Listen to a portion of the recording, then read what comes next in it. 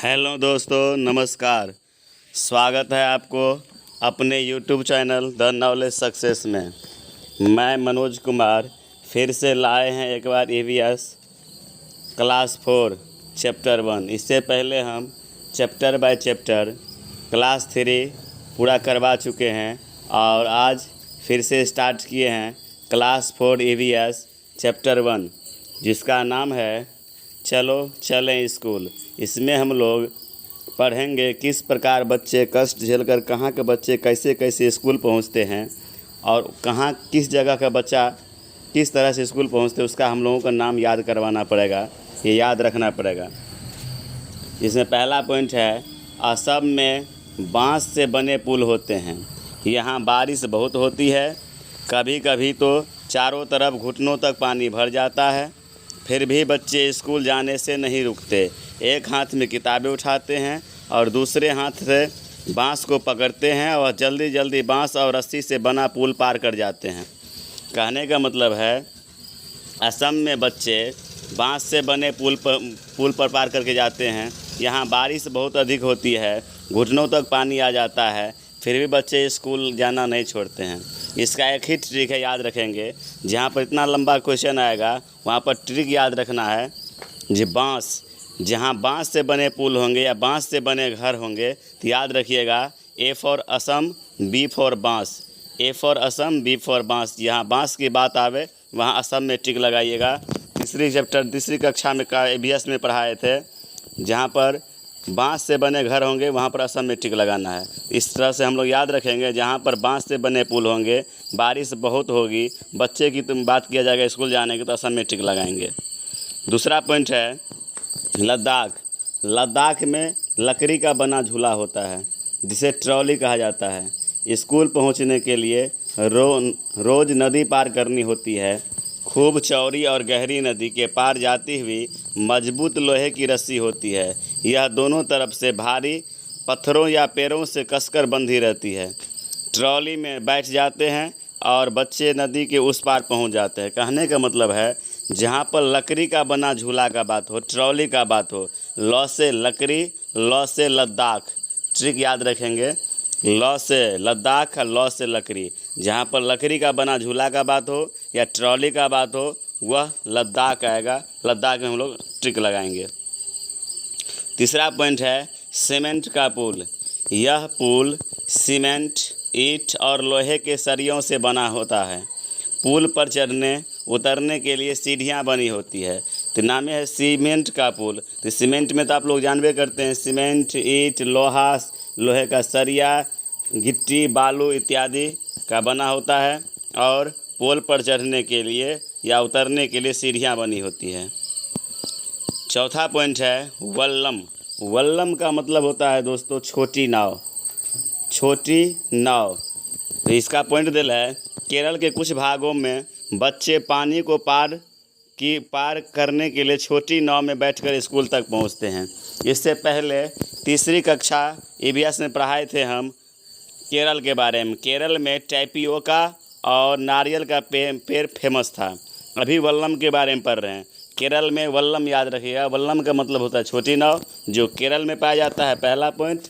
दूसरा पॉइंट तीसरी चैप्टर में पढ़ाए हुए थे, तीसरी क्लास की ईवीएस में। केरल में नारियल और टैपियोका बहुत फेमस है। इस तीनों पॉइंट को याद रखिएगा। पांचवा पॉइंट है ऊँट गाड़ी। राजस्थान में पाई जाती है, रेगिस्तानी इलाका है, यहाँ दूर दूर तक रेत ही रेत खूब तपती है। बच्चे ऊँट गाड़ी में बैठकर स्कूल पहुँचते हैं। इसको पॉइंट को याद रखने के लिए याद रखिएगा, हम लोग बचपन में पढ़े होंगे, ऊँट को रेगिस्तान का जहाज़ कहा जाता है और रेगिस्तानी इलाका राजस्थान है। इसलिए हम लोग याद रखेंगे, जहाँ पर ऊँट गाड़ी की बात हो हमेशा टिक लगाएंगे राजस्थान। ऊँट गाड़ी हमेशा राजस्थान लगाएंगे, क्योंकि ऊँट को रेगिस्तान का जहाज़ कहा जाता है। रेगिस्तानी इलाका राजस्थान है, तो ऊँट गाड़ी की जब बात आवे तो हम लोग राजस्थान में टिक लगाएंगे। नेक्स्ट पॉइंट है मैदानी इलाके। मैदानी इलाके हम लोग समझते हैं गांव घर, गांव की इलाका, देहात की इलाका। यहाँ पर लिखा हुआ है बैलगाड़ी का प्रयोग होता है। बच्चे बैलगाड़ी पर बैठकर हरे भरे खेतों में धीरे धीरे निकलते हुए स्कूल पहुँचते हैं। तेज़ धूप या बारिश तो बच्चे अपनी छतरियाँ खोल लेते हैं तथा छाता खोल लेते हैं। कहने का मतलब है, मैदानी इलाके में, गांव देहात के इलाके में बच्चे बैलगाड़ी से स्कूल पहुंचते हैं। बच्चे बैलगाड़ी धीमी धीमी चलती है और जब बच्चों को धूप लगता है तो बच्चे छाता खोल लेते हैं। नेक्स्ट पॉइंट है जुगाड़। जुगाड़ गुजरात में पाई जाती है।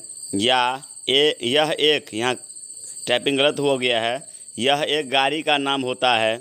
यह फटफट करती चलती है, आगे से देखने पर मोटर बाइक की तरह दिखाई देती है और पीछे से लकड़ी के फट्ठे से बनी होती है। कहने का मतलब है, आप लोग देखे होंगे गांव घरों में लकड़ी के ठेला को बनाकर उसमें मोटरसाइकिल काट के उसमें जोड़ दिया जाता है, उसी को कहते हैं जुगाड़।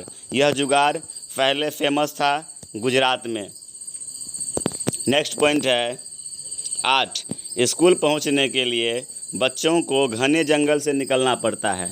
कहीं कहीं जंगल इतना घना होता है कि दिन में भी रात जैसा लगता है। उस सन्नाटे में कई पक्षियों और जानवरों की आवाज़ें सुनाई पड़ती है। कहने का मतलब है बच्चे स्कूल, बहुत सारे ऐसे बच्चे होते हैं जो स्कूल पहुंचने के लिए उन्हें घने जंगलों का सामना करना पड़ता है। घने जंगल इतना घना होता है कि दिन में भी उसमें अंधेरा नज़र आता है, कभी कभार सन्नाटा नज़र आता है। पेड़ पौधे का करकराहट और पक्षियों की आवाज़, जानवरों की आवाज़ उन्हें सन्नाटे नज़र आते हैं, भयावह नज़र आता है, डरावना नज़र आता है। नेक्स्ट पॉइंट है उत्तर पहाड़ियों पर बच्चे मीलों फैली बर्फ़ पर चलकर स्कूल जाते हैं। वह एक दूसरे का हाथ पकड़कर बर्फ़ पर पैर जमाते हुए ध्यान से चलते हैं। ताज़ी बर्फ़ में पैर धंस जाते हैं, अगर बर्फ़ जमी हुई हो तो फिसल भी जाते हैं। कहने का मतलब है यहाँ पर देखिए पहाड़ी इलाका का बात है, उत्तरी पहाड़ी इलाका का, जहाँ पर बच्चे कितना कष्ट करके स्कूल पहुँचते हैं। यहाँ पर स्पष्ट दिया हुआ है, जब बर्फ़ नरम रहता है तो उसमें पैर धंस जाता है, जब बर्फ़ टाइट रहता है अर्थात जमा हुआ रहता है तो पैर फिसल जाते हैं। इससे बचने के लिए बच्चे आपस में 5 बच्चे, 4 बच्चे, 10 बच्चे एक दूसरे का हाथ पकड़ कर पार होते हैं। यह उत्तर पहाड़ियों की बात है। नेक्स्ट पॉइंट है उत्तरांचल। यह पहाड़ी इलाका है, यहाँ दूर दूर तक उभर खाबर रास्ते हैं। मैदानी या शहरों में लगे यहाँ के बच्चे भागते हुए पहाड़ी रास्ते पर पार कर लेते हैं। कहने का मतलब है उत्तरांचल में पहाड़ी इलाका है और बच्चे यहाँ पर पहाड़ से होते हुए पहाड़ को पार करके विद्यालय पहुँचते हैं। नेक्स्ट पॉइंट है साइकिल की सवारी। यह साइकिल की सवारी के बारे में पॉइंट नहीं दिया हुआ है। आज का वीडियो यहीं तक दोस्तों। इसी तरह हम चैप्टर क्लास 4 के EVS की बारी से चैप्टर इसी तरह करवाएंगे जिस तरह से हम आपको क्लास 3 की EVS की चैप्टर करवाए थे। आज का वीडियो यहीं तक। यदि आप लोगों को यह वीडियो अच्छा लगे तो आप इसे शेयर, लाइक और सब्सक्राइब ज़रूर करें। Thank you watching for this video.